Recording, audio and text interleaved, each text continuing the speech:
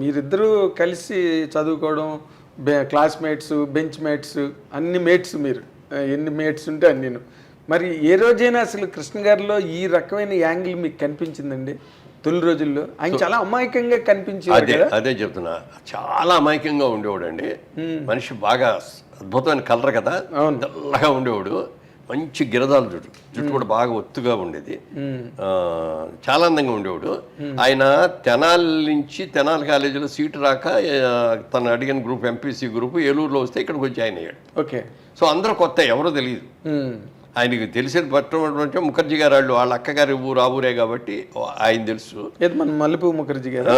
Okay. ఆయన నా దగ్గరికి తీసుకొచ్చి ఇట్లా అగ్గారు ఊరు, మీ సెక్షనే బి సెక్షను, మీ ఇద్దరు కలుసుకుంటుండే అని చెప్పి నాకు అప్పు చెప్పాడు.